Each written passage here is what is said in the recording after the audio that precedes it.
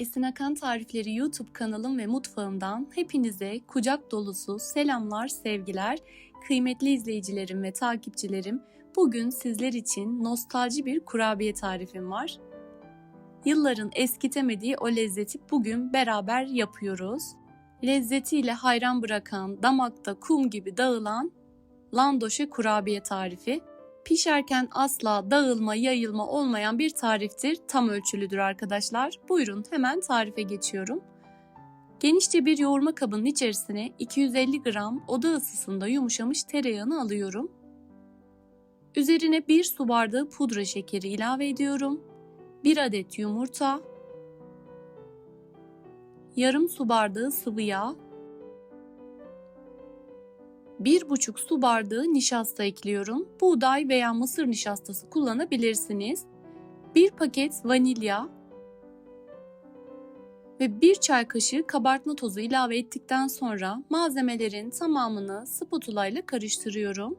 Lezzeti ve görüntüsüyle gerçekten şahane bir kurabiye tarifi arkadaşlar. Sizler de bu tarifi gönül rahatlığıyla deneyebilirsiniz.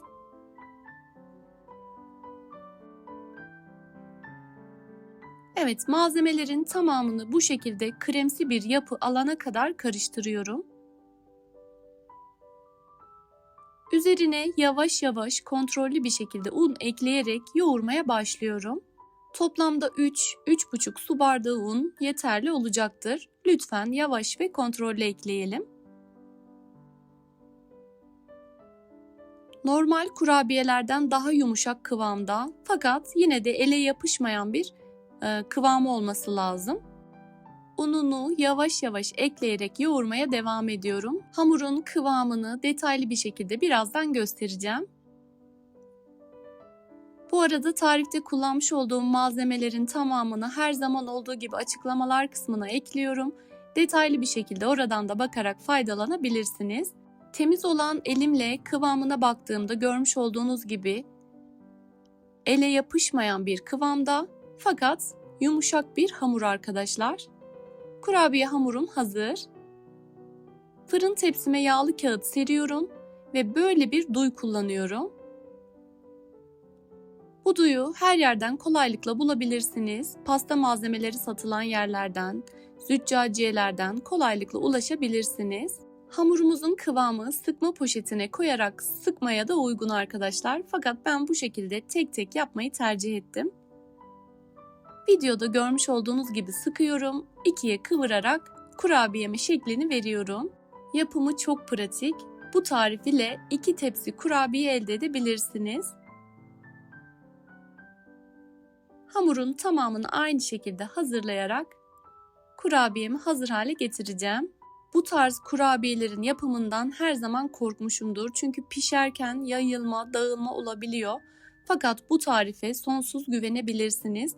Nasıl yaptıysanız o şekilde pişecekler. Asla yayılma, dağılma olmayacak arkadaşlar. Bu arada beni hangi şehirden ya da ülkeden izliyorsanız yorumlar kısmına yazarsanız okumaktan mutluluk duyacağım.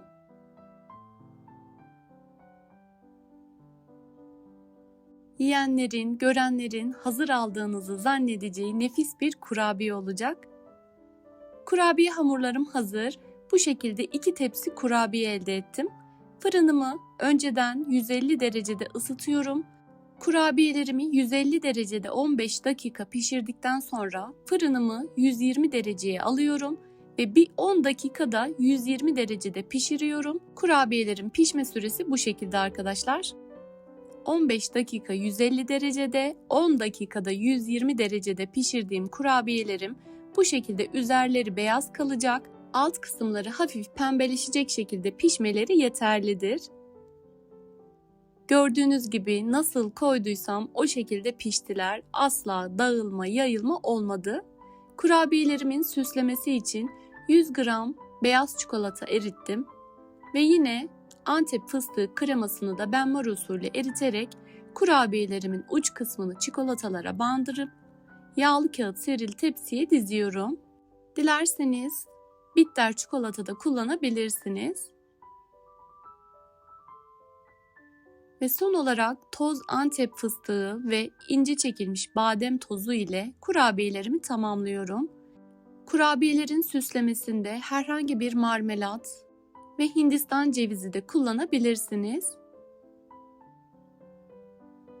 Gerçekten hem görüntüsü hem lezzetiyle herkesin hazır aldığınızı zannedeceği bir kurabiye tarifi. Umarım sizler de bu tarifi dener ve beğenirsiniz. Deneyecek olan arkadaşlarımın şimdiden ellerine sağlık. Ağızda kıyır kıyır dağılan kıvamını birazdan detaylı bir şekilde gösteriyor olacağım. Birbirinden yeni, birbirinden lezzetli tarifleri kaçırmamak adına kanalıma tamamen ücretsiz bir şekilde abone olabilir, yorum ve beğenilerinizle kanalıma destek olabilirsiniz. Şimdiden kıymetli destekleriniz için hepinize teşekkür ediyorum. Güzel tariflerde buluşabilmek dileğiyle inşallah. Afiyetle kalın, hoşça kalın.